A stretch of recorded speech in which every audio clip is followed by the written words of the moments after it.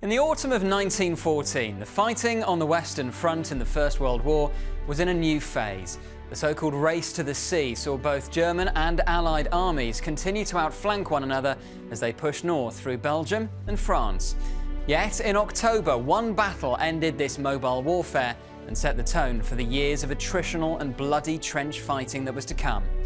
Like many others that followed, the First Battle of Ypres ended in a stalemate. And although the Germans had been stopped, it was hugely costly for both sides, with around 260,000 casualties in total.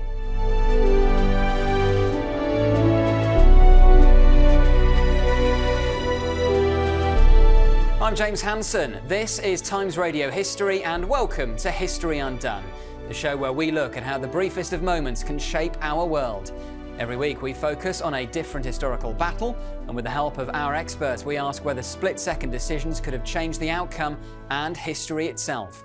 Today it's the First Battle of Ypres, one of the earliest battles on the Western Front in the First World War.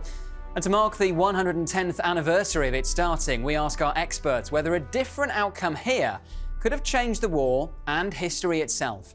Joining me as always is the historian and author Rear Admiral Dr. Chris Parry. And for the first time on the channel, we're delighted to be joined by Professor Alexander Watson, Professor of History at Goldsmiths University and author of Ring of Steel, Germany and Austria-Hungary at War, 1914 to 1918. Welcome to you both. Now, before we get into the events of the Battle of Ypres itself, the First Battle of Ypres, Alex, to start with you, set the scene for us in terms of where we are at this stage of the war. It's been going for a few months. What's been happening? OK, so summer of 1914, Europe is aflame. Germany, its ally Austria-Hungary, are at war with Russia and France. Britain very quickly joins at the start of August, and you get fast, mobile fighting developing. The Russians invade Germany and Austria-Hungary, here and down here, and the Germans launch an invasion of France through Belgium. And for the Germans, this is high-tense warfare, and it's high-tense warfare because they feel they have to beat the French quickly, because they know they've got the Russians at the back. If they can't defeat the French in 6 weeks, then they're very worried that in the Eastern Front, they'll be flooded and overwhelmed by the much larger Russian army. The Russian army is the largest military in the world at this time. So huge pressure for the German armies in the West. And through August, they march through Belgium, to the southern part of Belgium, down into France, attempting to encircle the French army, from take it along the north and around. And they don't manage to do that. They end up at the Marne. The Battle of the Marne is a German defeat, and the Germans are forced to retreat some way. At that point, the question is what to do. How can the Germans resurrect this campaign and win quickly? And so they start turning north. And of course, the French and the British have the same idea, and they turn north as well. And both armies fight their way through September up northward toward the coast. Something called the race to the sea. It's actually not really a race to the sea. It's a race to get around the enemy before they get to the sea. So they're both trying to outflank each other? They're both trying to outflank each other. And this is really different from what I think most people imagine about the First World War. You've got trenches and stasis. This is fast-paced, it's moving, it's really, really exhausting for the soldiers. And they end up up here on the northwestern edge of Belgium, around the city of Ypres. And the race to the sea, Dr. Chris Parry, I mean, that is crucial. And actually, Alex makes a really good point. You know, everyone associates the First World War with trench warfare. And what is partly significant about Ypres, we'll come on to, is it's an example, really, of trench warfare being initiated. But up until this point, it's pretty mobile. It's very mobile. It's a war of movement, and people are starting to realise that industrial-level warfare counts. There's lots of artillery, there's machine guns. What is interesting is that as they make their way north, they are actually digging in trenches behind. So they're fixing their opponents on both sides here to say, look, while we're going to the north, we don't need you to move here. And as Alex says, the Germans have got to win quickly, and they remember the Franco-Prussian War, how they won that. And they're trying to really do that again. That's not working. And as they go towards the north, each trying to outflank each other, you're seeing trenches and you're seeing fortifications being built in behind. Now, the key issue for the French, the Belgians, who are there in some numbers, and the British Expeditionary Force, is how many of the Germans actually got here. They've actually got quite a lot. How are they going to configure, and where are they going to attack us? And they're by no means certain. And they get a sense of impending doom. And in fact, the Belgian king says, look, this is getting a bit shaky. We need to get you back behind some sort of defence. And they actually flood the dikes and dams in Belgium. They flood the Yser Valley. The Yser Valley, to give them a breathing space. And the forces then align, if you like, beyond that, so that as the Germans come through, they get into some sort of configuration of defence. So why did they meet at Ypres? Why did it all come to a head there and not somewhere else? It came to a head there because it's simply the most northerly point once, apart from that area that's flooded. So the battle, actually, it's maybe better thinking of the battle. We tend to think about the Battle of First Ypres because it's a battle in which the British Army plays a big part. Yeah. But actually, it's to understand it, you really need to think about alliance, coalitions.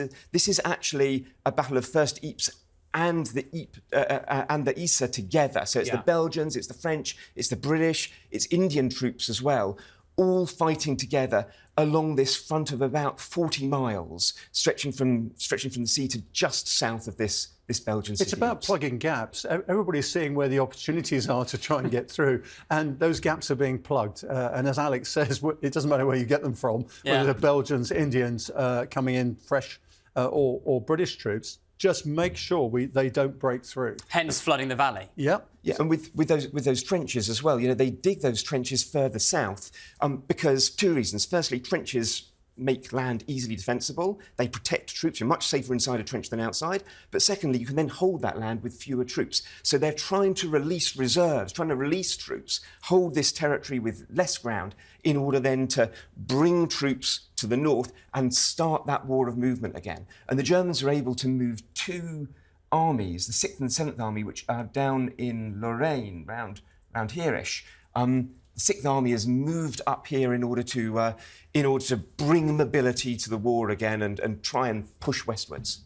One of the interesting features is some of the troops that are flooded in are the Royal Naval Air Service. Of course, we don't have an RAF at this time. We have the Royal Flying Corps and the Royal Naval Air Service. You have actually the Royal Naval Division with armoured cars. They've actually armoured up some cars that they're driving around, doing reconnaissance and things like that. So they're straight across the channel to get involved in this. And it's an interesting feature of the Royal Navy at this time. We should remember, of course, that while this is going on, the Royal Navy is imposing with the French Navy the close and the distant blockade on these central powers. So by sea, they're trying to strangle their trade and also their logistics supply. Well, listen, between the two of you, you've set the scene very well there. Let's zoom in now on Ypres and look at the First Battle of Ypres in detail.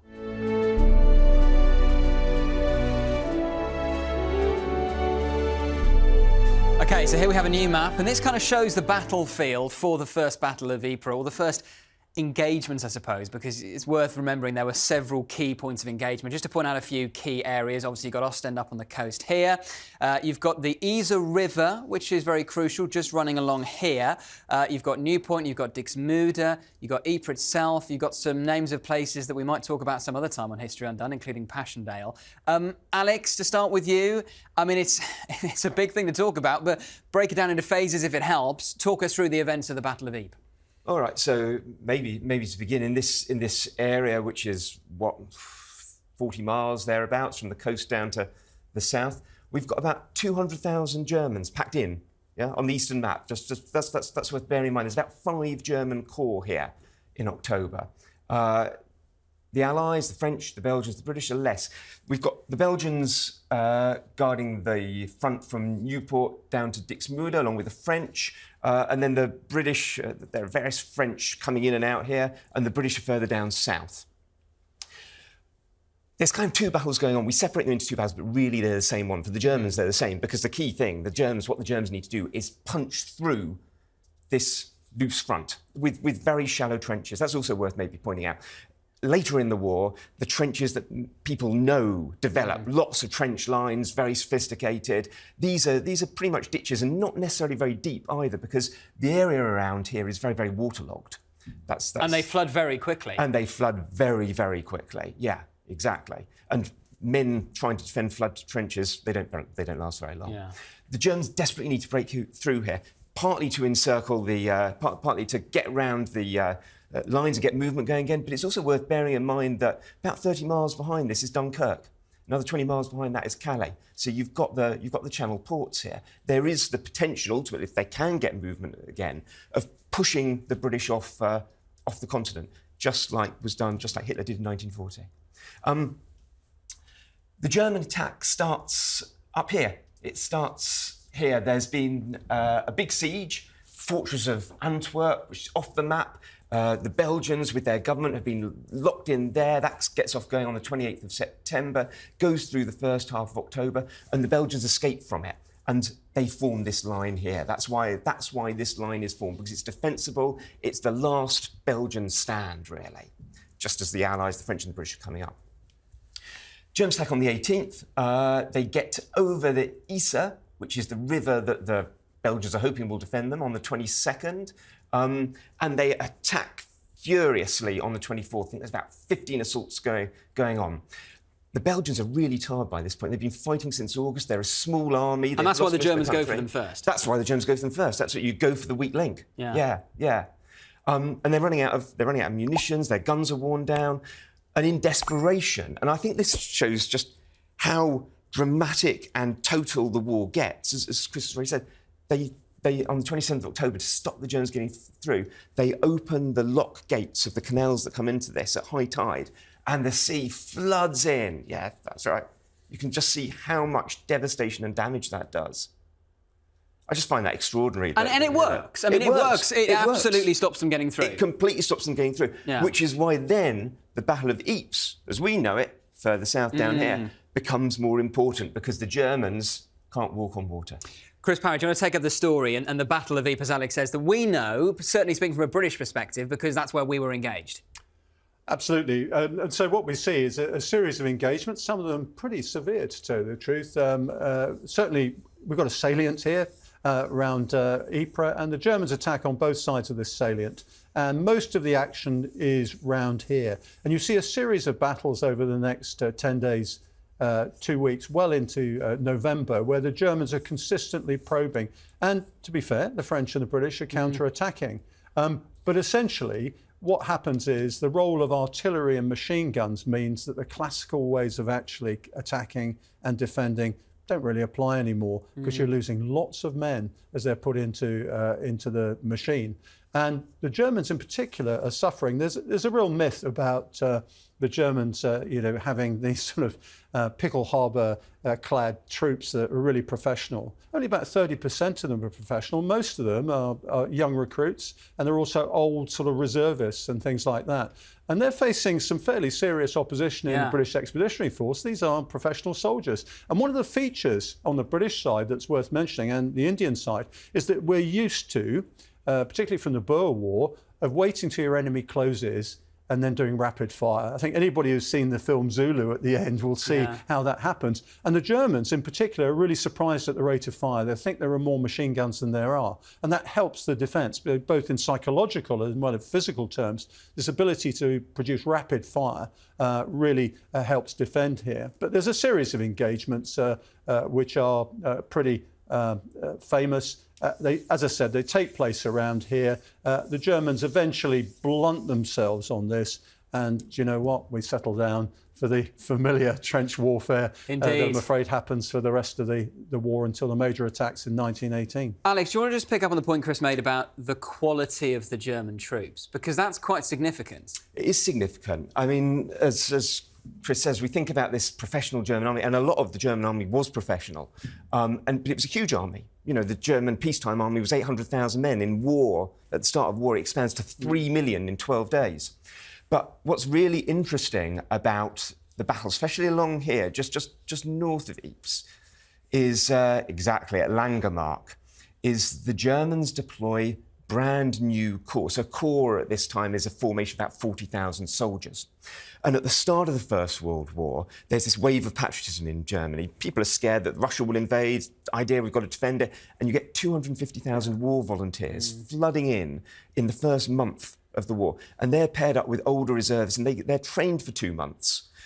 And then, a bit like Kitchener's new armies, and then they're deployed in Britain, and then they're deployed here. And it's a mark of how desperate the German commander Falkenhayn is that he's willing to deploy these brand new corps with very, very little training, with officers who are retired, who don't know the latest stuff, out of practice.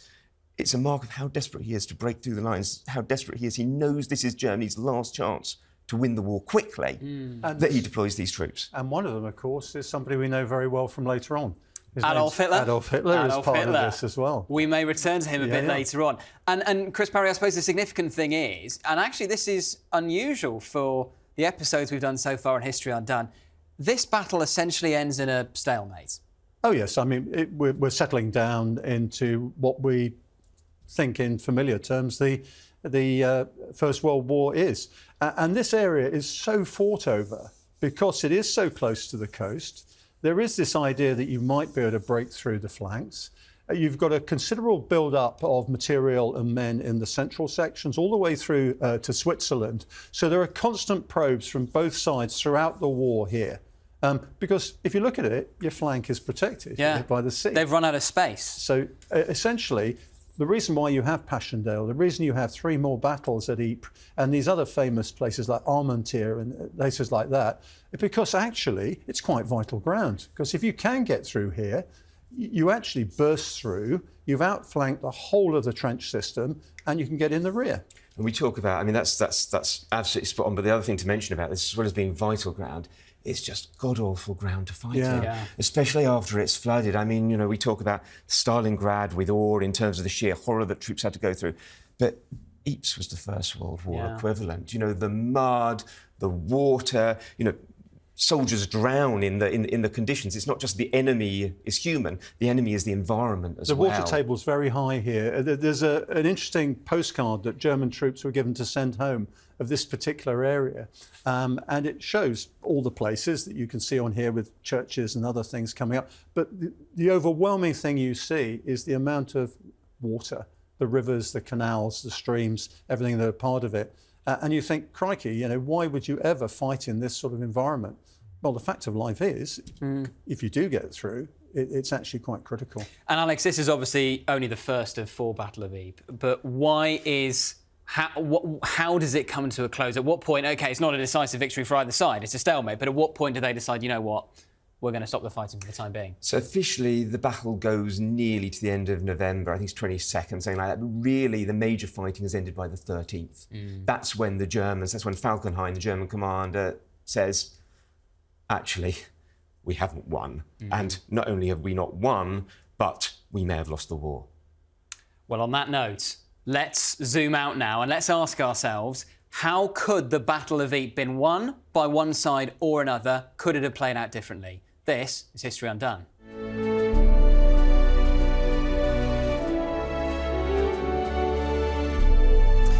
OK, let's ask ourselves, could the Battle of Ypres been won by either side? I mean, first of all, from a German perspective, Alex, do you think they could have? I mean, let's say the Belgians didn't flood the Yser Valley. OK, so I think that does mean taking the sea out of the equation, which is a pretty big counterfactual. But if they hadn't flooded the Yser Valley, then I think the Germans could have got through there. Absolutely. Yeah. Question is, though, is how far they then could have gone. Okay. Because we've got to bear in mind that armies at this time are a bit like the Russian army today, actually, heavily reliant on railways. Once they get off the railways, they're much, much, much slower. So it's difficult to have a really decisive breakthrough in this type of warfare. German breakthrough, could it have happened? I agree with Alex. I mean, the logistics involved in actually getting much beyond here are pretty difficult. Remember how it was in reverse in World War II, trying to get from Cherbourg Peninsula across to here. So it's a bit difficult. And let's remember here, most of the stuff is coming on horses. and Yes. mules and things like that, and ammunition as well. So the actual logistic challenge is huge. That's not to say that the Germans can't do that. They've demonstrated that before in the Franco-Prussian War. They've done it further south, to tell you the truth, but they've done it in penny packets. They haven't done it on a broad front. But what's your objective? Your objective probably is to get round, either encircle the troops that are here or make for Paris, threaten Paris, so you draw off troops for somewhere else. I would say, I don't know if you agree, Alex, there isn't the fighting momentum in this force to do that because they are inexperienced. The coordination of them is quite difficult. Remember, we're in a pre-radio age by and large, and they can't be coordinated. If you look at the German orders at the time, they were saying, if we do break through, we're going to live off the land. So there would have been an issue in terms of actually what you're doing to the local population as you come through. Which you can do end of August, but by the time you get to October, November, we're outside harvest time. There's not much to live off of this particular land, and they've got a particular problem as well with logistics further back. Roulier is the major rail hub here, but of course. It's not so long since they've actually, they've just gone through Belgium. Yes. And the Belgians haven't just said, oh, fine, take the country. They've been damaging the railway infrastructure the entire way through. So actually, supplying these German armies down here, especially in the context of this is already 3 months into the war, is not an easy thing to do. The supply routes are limited. The Germans have real problems. So the idea of getting much further forward quickly, and then, of course, you've got Chris's point about the soldiers, the actual troops involved, is getting far-fetched. Well, let's say they were better troops. Let's say they were of the calibre of the British Expeditionary Force. OK. What does that do to the battle? So that's really interesting. So the question is, could they have pulled them out? And, I mean, the Germans do pull out. They do, of course, have a lot of veterans now by this point. They're tired, but they know what they're doing. And the Germans do pull out 2 armies, and from the south, as I said, and the 6th Army actually ends up down here full of veteran troops. They don't necessarily get through. They don't get through either, although they fight better than the new corps stationed round up here.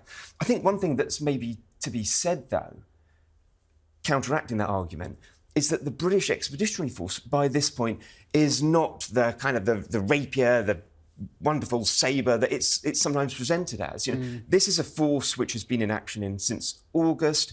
They lose 50,000 troops here. So they've lost a lot of their well-trained professionals. You've got reservists coming in. You've got special reservists who are men with just a few weeks' training coming in. You've got territorials. The territorial army, for the first time, is deployed in Ypres as well. So the Germans actually aren't fighting such an elite force in the British as is often presented, which suggests that even, given that they can't even get through there, maybe it's something to do with the type of warfare, the type of static warfare, that it's just really difficult to break through. And we shouldn't underestimate the power of artillery and machine guns in this. I mean, everybody is thinking in terms of the formations that they've seen throughout the 19th century. The effect of artillery and machine guns on them is huge. And as Alex hinted, we're taking big casualties here. The other issue I think that's quite important is that they're talking in Britain at the time is, what if the Germans do break through?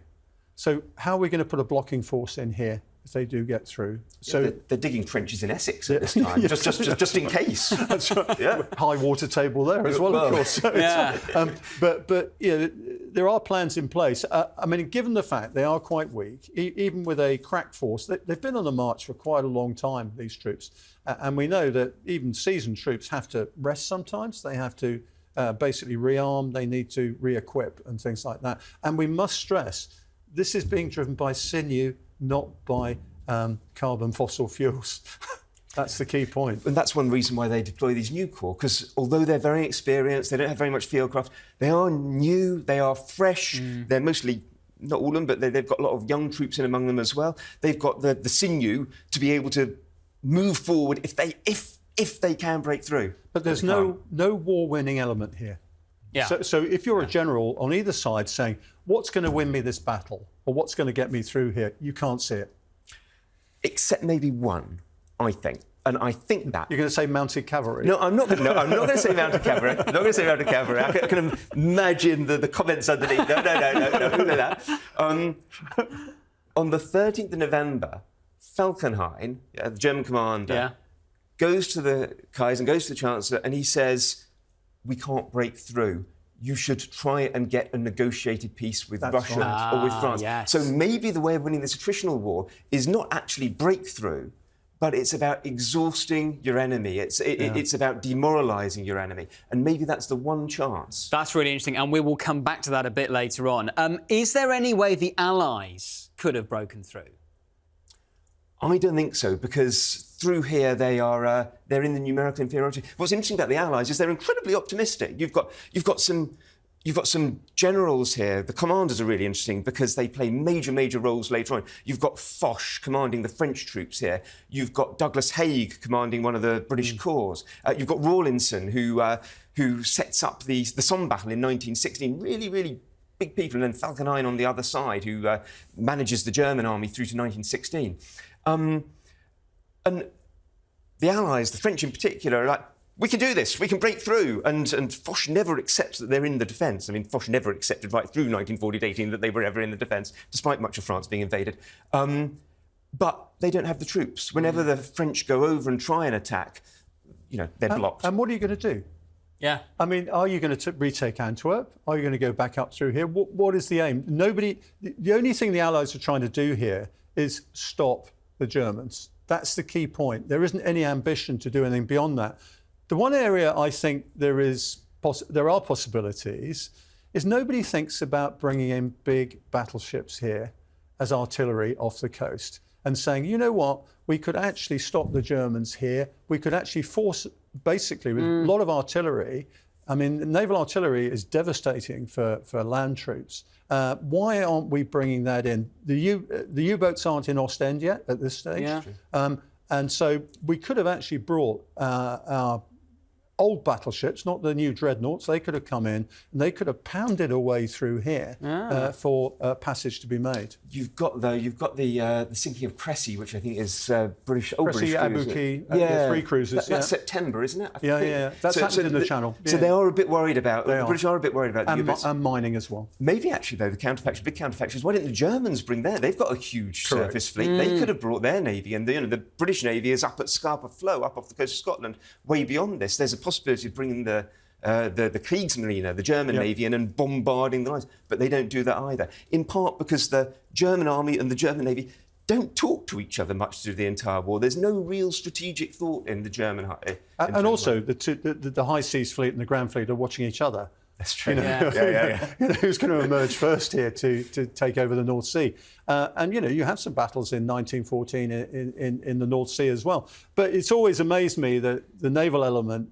Look at the scale here. That's 5 miles. I mean, these dreadnoughts can fire as far as Dixmude there. It's. Yeah. So are we almost saying that if you played this battle over 100 times, 90 times, 95 times, it ends in a stalemate? So I think. My stance is this is now the start of attritional war, this start of a modern war that we're actually recognising today as well.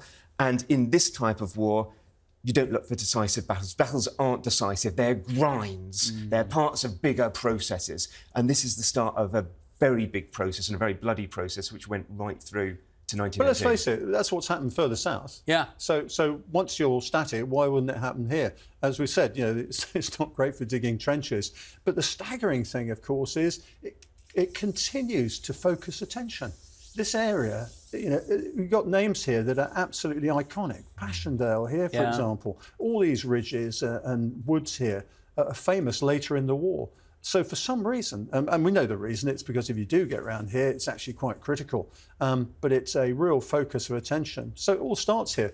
My question always has been, what if that line is further forward or further back? How does the rest of the war play out in that sense? Now you've got different topography. Well, that's a very interesting point. On that note, let's zoom out again and let's ask ourselves, had things played out differently at the First Battle of Ypres, or had it not come to a head at Ypres, what would the long-term consequences have been for the First World War?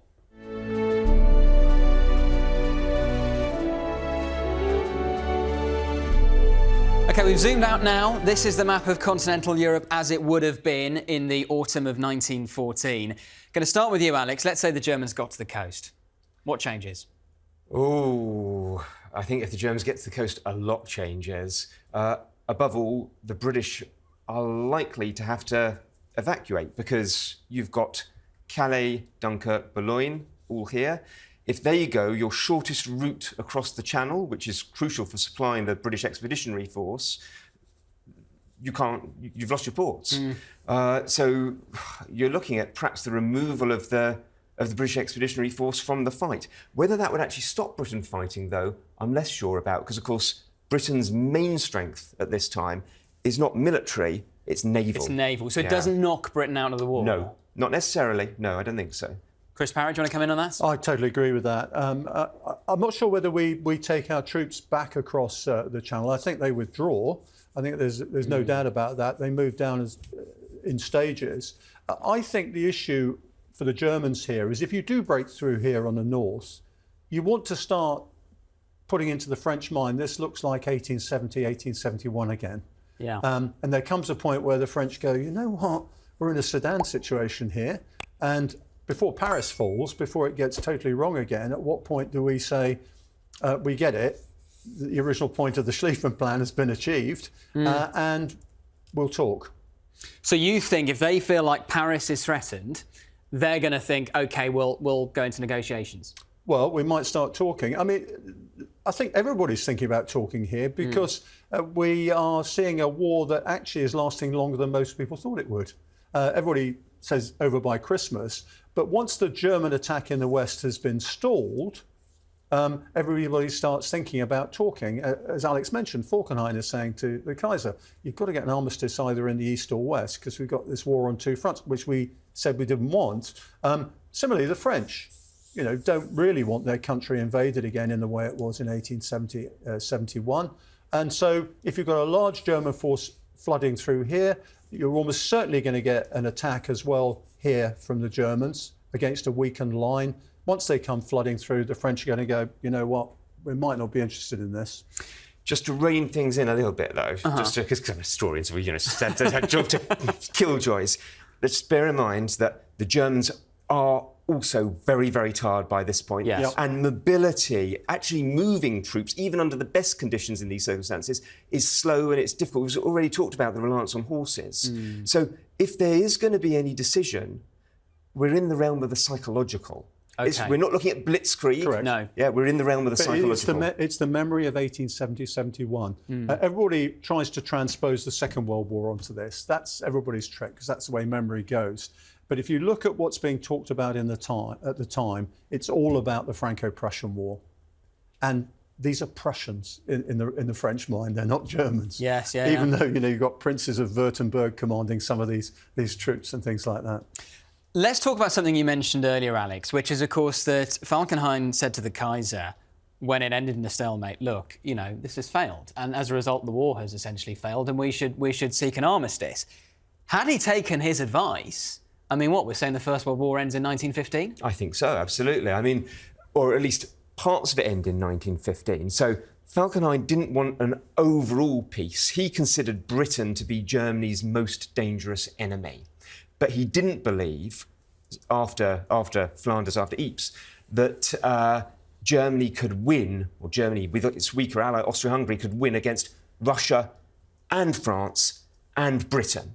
So what Falkenhayn pushed for, actually right through to 1916, was for the government to make a separate peace with at least one of these. Okay. And leave the Germans just fighting the British. And who would that have been, with the Russians? In the first instance, he was thinking the Russians, but he was hoping if the Russians go out, the French will give up too. And so the First World War continues, but just between Britain and Germany. Just between Britain and Germany, and in a very, very different way from the static trench warfare that, of course, gone down in popular memory. And we're probably into the riddle of the sands, and what the Germans are going to do against an island. And frankly, my own view is at that stage the Brits would have said, well, we were a bit reluctant to come in anyway, so let's see what happens. I mean, that is a very good point. I mean, if you've got peace agreements between the Russians and the Germans and the French and the Germans, I mean, Britain might just think, well, OK, fine, let's just call it quits. Yeah, I'm not so sure. I mean, there'd been a lot of antagonism growing up before the war because, of course, the Germans are building a navy to challenge the British. Because the British have a global empire at this time, the navy controls the crucial sea routes which link Britain to the empire, and Germany is seen as a challenger. And then on top of that, it's British policy for the past 500 years not to let a big power, be it France, be it Germany, dominate the continent. Dominate the Low Countries, in particular Holland and Belgium. And the Germans have got Belgium. So I'm not convinced that the British are going to give up any time quickly. Quite how they're going to win this war, I don't see either, but I don't think they're going to give up. But more realistic under this scenario, you've got an agreement with the Russians and the Germans. As a result, do you get the Russian Revolution? Well, we've discussed this before in relation to Gallipoli. My view, looking at the processes that are going on, you do get an evolution, a power transition in Russia. It's not the revolution that we know, but given the way Russia was developing industrially, the way it was developing into the social organisation at that time, there was going to be some sort of transition, to tell you the truth. I think the bigger issue is that, of course, if the war ends in a different way, the Americans don't come. Well, yes. And if you don't get the Americans on the continent in 1917, you're probably not going to get them on the continent later on in 1944. That's a really good point. Let's come back to that in just a moment. Briefly to mention on Gallipoli, we did do a fascinating episode of History Undone about Gallipoli a few weeks ago, so go back and check that out if you're interested in your First World War. And that's the other point, of course. Everybody's forgetting that Turkey comes in. Yes. Of course, as a result of the Germans giving them a battle cruiser and a heavy cruiser to sort of go, so the German officers can all wear fezzes and go and bombard the Russians in Crimea and Odessa. Another ally comes in at this stage, and of course they again would basically finish the war at the time this part of the war finishes, and then the whole Middle East changes afterwards. Indeed. Let's just take these one at a time. I mean, Alex, do you agree with Chris that the Russian Revolution still happens, or are you more sceptical? I'm more sceptical about that. I think, the Romanovs, the dynasty that ruled Russia, have been around for, 300 years by this point. I can't see them losing their grip anytime soon. And, of course, if they can present some type of negotiated peace, perhaps at the expense of Austria-Hungary, because it's worth bearing in mind that the Russians have taken a huge amount of what is now Western Ukraine and was once Austria-Hungary here. If the Russians can come away with some of that, the Tsar can present this as a victory, and his conservative regime actually gets strengthened politically by that. So I'm not so sure about that. So if Falkenhayn persuades the Kaiser to agree a peace with Russia, Soviet Union never exists. Soviet Union never exists, but you end up with a monarchical, a Europe which is monarchical, which is conservative, where Britain's global domination nonetheless is crumbling, because, as Chris has said, you've got the Ottoman Empire coming in on the German side, you've got the Germans controlling the Europe's coast. You've got no check on German naval building either. I think we're looking at a very different but conservative monarchical Europe. But let's pick up on another point Chris made, which is about the Americans. And as a result, they would never have got involved in the First World War. And if you see the 20th century as the century in which the US became top country, that, of course, is partly because of their willingness to get involved in the two world wars. I mean, I suppose we'll come on to whether there is a Second World War in this scenario, but talk me through the implications of the US never being involved in the First World War. Well, if the US is never involved in the First World War, it also means, and the First World War is much shorter as well, it means that the British and their allies are borrowing far less from the US. Yeah. So it doesn't end up as the dominant economic power in the world after 1918 either, along with Britain, but it's the main creditor. It's the main creditor of the world after 1918. So the US doesn't have that military, it doesn't have that economic power and leverage over the world. It's still got a small army because it hasn't needed to have a big one. You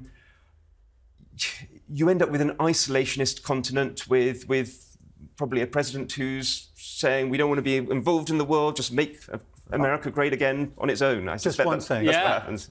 I think the Americans face into the Pacific at this point. They've already taken the Philippines. Yeah. They're very interested in what's going on there.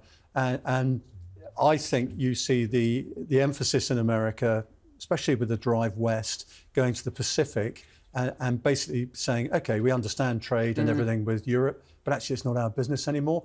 My worry here would be, there's a lot of unfinished business here, Alex. That's true. That's true. So it didn't work that time. So when are Germany and Austria-Hungary going to come back again and finish what they need? So there is maybe going to be a Second World War, but not the Second World War we know? Well, there's unfinished business. So as Alex hints, Britain's going, we're a bit worried about Germany building up this fleet. They've got their eyes on colonies. Yeah. They're out running us in industrial terms at the moment. So what are we going to do about that? You've still got these monarchical powers, as you say. It's quite remarkable what you would see if those empires had survived. There's so much unfinished business here. And the Germans, if you look at the way they talk about in their literature, they think it's kind of fun taking on France. I mean, we did well in the Franco-Prussian War. We've got Alsace-Lorraine. That's the other thing. France actually wants Alsace-Lorraine back. Yeah. So there's a lot of stuff here that is hanging out. So a war of a different character, maybe with different alliances, happens again, I would say. This is a very heavily armed continent. I reckon, I'm not so sure. I think that if the Germans do a deal with Russia, Imperial Germany doesn't have any desire at this stage for an Eastern European empire like Hitler did. I think that, though, if they are able to do a deal with Russia, that puts them in a position to dominate the continent economically, dominate it militarily. I don't know that there does need to be another war, because while they're a threat to Britain, I don't see how Britain... They almost become too strong by this point. But I like Chris's point about the Pacific, because the US will head east. That's where they'll be looking. And Japan will still be a major... west, that's it. and Japan, West, that's right. Thank you. Yeah, West. And Japan will still be a major competitor. So you could look at a war between the US and Japan? Oh, I'm sure you could imagine that. Yeah, and there's China, of course. The whole issue with China is something that European powers are involved in as well. So oddly enough, if there's going to be a world war, it's going to be there. It kind of it flips around. And do the British get involved? Of course they do. And so, we come to their aid as opposed to the other way around. We've got an empire in Asia. We've got Malaysia, we've got Hong Kong, we've got Singapore. All of this, and it's interesting. You turn the world around 180 degrees, and you've probably got what happens next. But Britain is allied to Japan, so there's a flip as well. You see, it's not so clever. That's an interesting point. During the First One World thing War. we probably are all in agreement about is that Hitler doesn't rise to power for a couple of reasons. I mean, first of all, because you don't have the exact circumstances that many people believe led to the Second World War. You don't get the Treaty of Versailles, you don't get that sense of grievance in Germany, you don't have the Nazis rising to power as a result. But of course, we should also mention, as we touched on earlier, Adolf Hitler was at Ypres. Now, he partly used that, didn't he, Alex, to kind of build up this myth about himself? Oh, yeah. So, I mean, Ypres has a kind of mythical status in British memory of the First World War, but for Germans in the interwar period as well, Ypres, or rather Langemark, this village just now, let me see, northeast of Ypres, where these so-called young regiments, where these regiments of young volunteers and older reservists went forward and were decimated. They used to have badges. I was at Langemark. In Germany. I don't know what it is in German, but you can see, in fact, some of them exist on eBay now. Yeah. You can actually buy them. Yeah, and being able to say you were part of that battle gave you real credibility among especially nationalist circles in Germany. So Hitler milked that for all he was worth, absolutely. I mean, just to throw a proper hypothetical into the mix, Hitler gets killed at Ypres. What happens then? Let's just say that the First World War continues like that. You've still got the anarchic situations in Germany after the First World War. You've got all the economic disruption. You've got two descents of the middle class into penury after Versailles and then the Great Depression. You've got the social political conditions for somebody either to rise or rise and fall and somebody else to come in. They're either going to be communists or they're going to be fascists. So the conditions would have existed for somebody like Hitler to come to the fore. My own view is that without Hitler's personality and indeed the organisation of the Nazi regime, National Socialist regime, as it was set up, the Weimar Republic actually would have been more resilient. And been able to resist that sort of thing. So there is a particular thrust there. The real danger for Germany without Hitler is actually going the other way communist, oddly enough, given the strength of some of the movements there in Germany. Well, and the spread of communism is an interesting point. I mean, if we're saying the Russian Revolution doesn't happen, and that's certainly your take on things, Alex, as a result, you get the spread of communism around the world that we saw in the 20th century. Well, probably not. But I think Chris is right about what he's saying about if Hitler dies, how much difference does it really make? I mean, Hitler did make difference. Individuals can. You know, he was a very skilled This is the old propagandist. great man of history debate. Exactly. But in the end, you know, because the First World War is attritional, and this starts at the battle that we're talking about, at First Ypres. It goes on. It's bloody. There are millions of dead. There's bitterness. There's a blockade which causes hunger or contributes to hunger and malnutrition across Germany. You know, if this war doesn't finish quickly, and it does go through to 1918, you're going to have that same bitterness, that same bereavement, the same question of the defeated of what now? How can we make these sacrifices worthwhile? How can we make them vindicated? You end up with a bitter, violent, angry continent. But that, crucially, also informed, for example, the British policy of appeasement, because there was this understandable desire from people who had fought in the First World War, fought in the trenches, experienced the horror of it, to never again have that same thing. And so if the war had ended in 1915, you don't get that same kind of instinctive opposition to a future world war. So the Germans had what was called the September Programme, which was their first war aims programme. And if they managed to get that, I mean, that actually involved total victory. So if there was a negotiated peace with Russia, they wouldn't have got it quite so much. But they would have dominated Belgium. They would have, they would have actually controlled Belgium. They would have dominated Europe economically. They would have taken parts of French territory. The problem is that there's a thinking of a zero-sum thinking. My security, it depends on your weakness. And ultimately... Well, it's a Putin doctrine. It's not a stable basis for peace. That's the thing in the end. Yeah. Chris, any final thoughts? No, I mean, I think it's very interesting. My own view about Ypres is that given the dispositions that were in place at the time and the weakness, as you say, Alex, of the German army and its logistics, that line would probably have formed further back. And all the battles that we associate around Ypres wouldn't have happened. They'd been slightly different character. Britain would have been more exposed, of course, but I think probably we would have dealt with that somehow. I think the focus of the First World War would have shifted much earlier southwards at that point, where the main concentration of forces were. The key issue at Ypres, the Germans didn't make it there quick enough. That was the point. So, as always in warfare, it's a question of time and place and decisions you make in relation to what you see. And Alex, final thought from you on the long-term consequences. Had he played out differently? Had he played out differently? I think the key counterfactual is if the Kaiser had listened to Falkenhayn, I think that Europe would have been spared. It wouldn't have been a great 20th century, but it would have been spared the completely awful one that it got.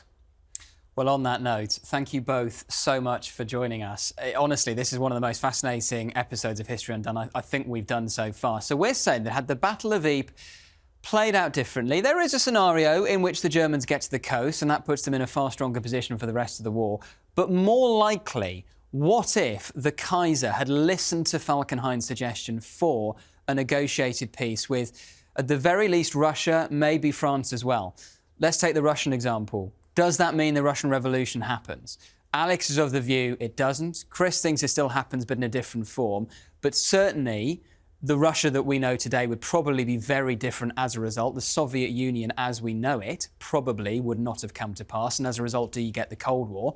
Of course, the Cold War happened at the end of the Second World War. And does the Second World War happen if the First World War ends in 1915? The conditions that led to the rise of the Nazis, the Treaty of Versailles, the grievances that existed in the Weimar Republic, probably don't fester as a result.